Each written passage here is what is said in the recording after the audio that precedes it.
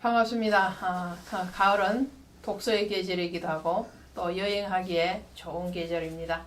여러분 나들이 하시고 싶으신 마음이 드실 때 김포 하군리에 있는 등대교회 또 바이블 스토리 산책 방문해 주시면 좋겠습니다. 오시면 따뜻한 차 한잔 나누면서 서로의 아름다운 여정의 인생의 여정, 신앙의 여정에 대해서 나눌 수 있지 않을까 싶습니다. 고맙습니다. 오늘 미가서 4장 가도록 하겠습니다.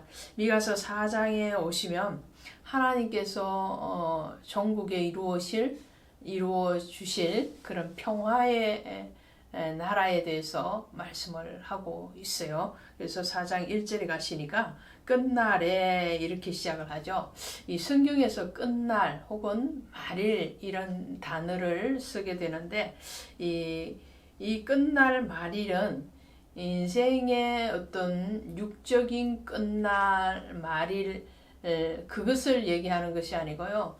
하나님의 구속하심에 완성된 날이라고 이해를 하시면 가장 정확하지 않을까 싶습니다.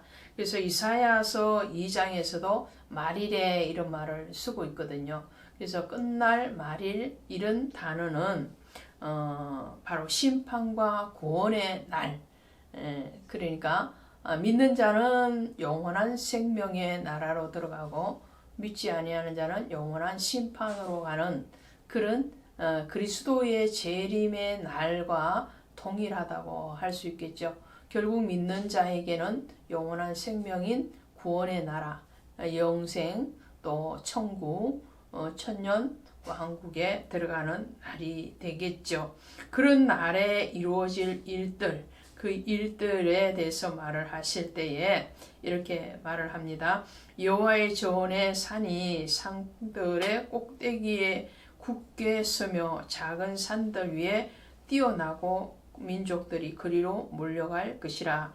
그러니까 하나님의 나라를 얘기할 때에 시온산 이렇게 표현을 하죠. 그런 것처럼 그 시온산은 예루살렘을 얘기하고 또 하나님의 임재를 얘기할 때에 임재된 장소, 그죠? 장소적인 의미 또 영적인 의미를 부여할 때에 시온산, 예루살렘, 오늘 본문에도 나옵니다.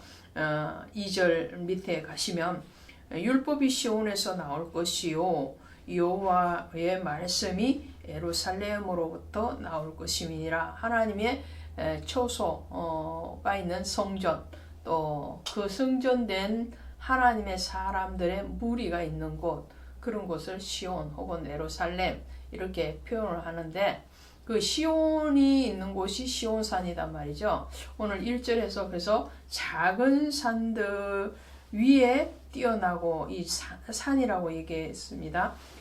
큰 산, 작은 산. 큰 산으로 대비를 한다면 예수 그리스도를 얘기하겠죠. 그리고 작은 산은 아직도 믿음에 연약한 자들, 그런 자들을 얘기합니다. 그러면서 모두가 여호와 하나님 앞에 모여들 것이라 라는 것을 말씀을 하죠. 골로새서 1장 16절 이하에 가시면 만물의 창조자식은 예수 그리스도에 대해서 말씀하시면서 만물의 으뜸이 되신다라고 말씀을 합니다.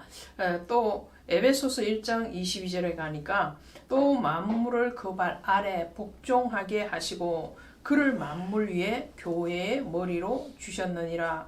골로새서 1장이나 에베소서 1장에서는 하나님이 모든 만물의 창조자시요 또 다스리는 주체이시며 또 만물의 으뜸이 되시고 하나님이 결국은 그들 모두를 하나님의 주권 아래로 모으실 것이다 라고 말씀을 하는데 그 말씀이 오늘 미가서 4장 1절의 말씀과 동일하다고 할 수 있겠습니다. 하나님이 다스리시는 거죠.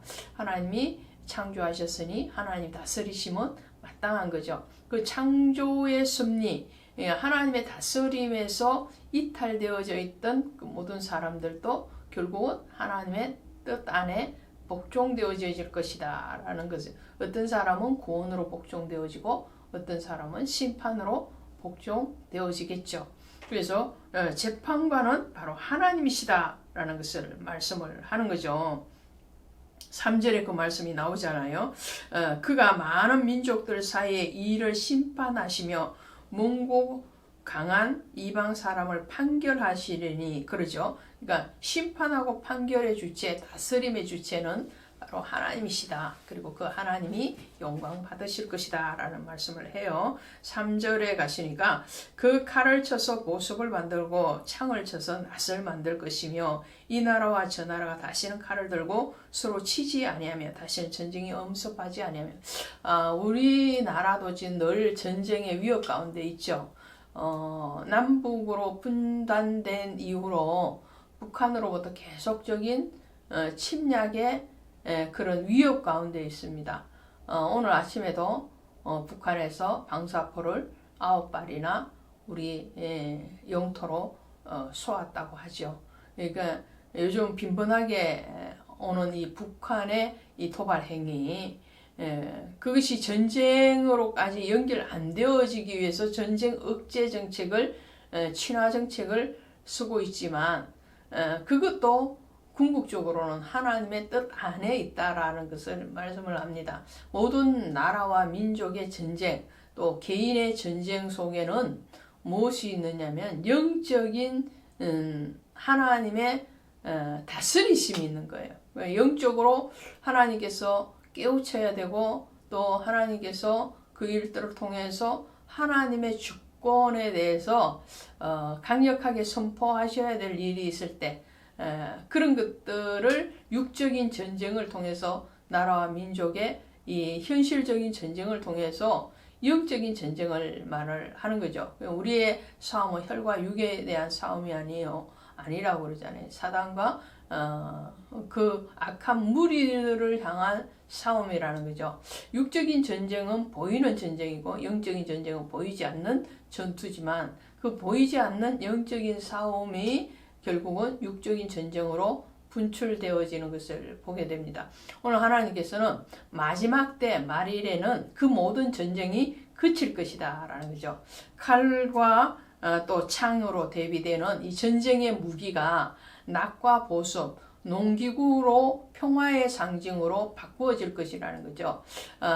같은 전쟁인데 그 전쟁이 육적인 전쟁이 아닌 영적인 전쟁으로서 승리되어지면 이제 모든 영적인 대적자들이 무릎을 꿇게 되는 거죠. 그럼 평화가 오는 거잖아요. 그 나라가 바로 하나님의 나라, 하나님의 영원한 구속의 그 자리라는 것을 말씀을 합니다. 그래서 7절에 보시니까 나 여호와가 시온산에서 이제부터 영원까지 그들을 다스리라 하시니니, 그러죠. 이 시온산, 그죠. 늘 성경 신구약을 망라하면서 시온산이 잘 언급되어지고 있죠. 이 시온산은 바로 예루살렘 성전을 얘기합니다. 그 예루살렘 성전은 옛 예루살렘인 솔로몬 성전부터 새 예루살렘인 영원한 천국에까지 이르는 망라하는 그런 시온산으로 대비되는 것은 바로 하나님의 영원한 왕국에 대해서 말씀을 하는 거예요. 그러니까 하나님이 전국적으로 모든 만물을 무릎 아래 복종시키시고 하나님의 다스리심이 완성되어지실 것이다 라는 것을 말씀을 하죠. 그러면서 13절에 이렇게 말씀을 합니다. 딸 시온이여 일어나서 칠지어다. 내가 내 뿔을 무쇠 같게 하며 내 굽을 높게 하며. 그러면서 이렇게 말씀을 해요. 그들의 탈취물을 구별하여 여호와께 드리며 그들의 재물을 온 땅에 주께 돌리리라. 자, 탈취물 그리고 재물을 주님께 드린다 라고 말을 해요. 이 탈취물과 재물은 뭘까요? 전쟁을 해서 이긴 자가 가져오는 것이 탈취물이죠. 그리고 재물인데, 정쟁에서 이겨야 된다는 거죠. 이겨야 가져오는 거예요. 그러니까 이 전쟁은 육적인 전쟁을 얘기하는 것이 아니고 영적인 전쟁을 얘기하는 거예요. 영적인 전쟁에서 우리가 승리했을 때에 하나님께 드릴 수 있는 최상의 탈취물, 최상의 제물이 무엇일까요? 그것은 우리 자신이기도 하지만 또 우리를 통해서 구원받는 하나님의 백성들이라고 할 수 있겠죠. 그러니까 아직 악한 영에 사로잡혀 있고 육신적인 것에 사로잡혀 있는 그들을 예수의 이름으로 그 결박을 풀고 그리고 일으켜 세워서 하나님께 드리는 탈취물, 제물이 되는 거예요. 여기에 대해서 데살로니가전서 2장 19절의 말씀으로 풀어보면 정확하지 않을까 합니다. 데살로니가전서 2장 19절에 가시면 바울이 데살로니가에 있는 교회들에게 이렇게 말을 하는 거예요. 우리의 소망이나 기쁨이나 자랑의 면류관이 무엇이냐? 그가 강림하실 때 우리 주 예수 앞에 너희가 아니냐? 너희는 우리의 영광이요 기쁨이니라.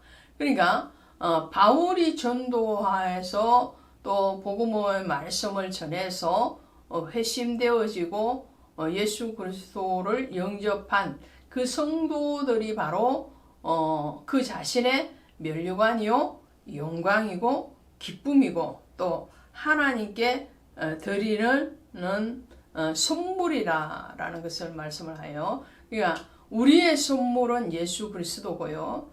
믿음은 선물이라고 그러잖아요. 그 믿음의 주체가 바로 예수님이시니까 우리에게 주신 최상의 선물은 예수 그리스도고 또 우리가 하나님 여호와께 드릴 수 있는 최상의 선물은 뭐냐? 그 예수 그리스도를 믿는 성도들이라는 거죠. 구원된 영혼들이라는 거죠. 하나님은 우리를 통로로 삼으셨다는 거예요. 그래서 그 통로적인 전도적인 사명 그것에 대해서 말씀을 드릴까 합니다. 마태복음 28장 19절 이하에 가시면 예수님께서 부활하시고 난 뒤에 제자들에게 이렇게 말씀을 하시죠. 그러므로 너희는 가서 모든 민족을 제자로 삼아 아버지와 아들과 성령의 이름으로 세례를 베풀고 내가 너희에게 분부한 모든 것을 가르쳐 지키게 하라. 할렐루야. 이것이 바로 주님의 당부이셨고 또한 명령이시기도 하고요. 오늘 우리가 하나님 앞에 드릴 수 있는 최상의 선물이기도 하고 전쟁, 영적인 전쟁에서 승리한 탈취물이요 제물이 될 수 있습니다. 오늘 그 나라가 바로 하나님의 나라요. 그 나라에 들어가야 되는 사람들이 저와 여러분 또 우리를 통해서 구원받을 모든 영혼들이라는 것을 기억하시기를 바랍니다. 고맙습니다. 사랑합니다.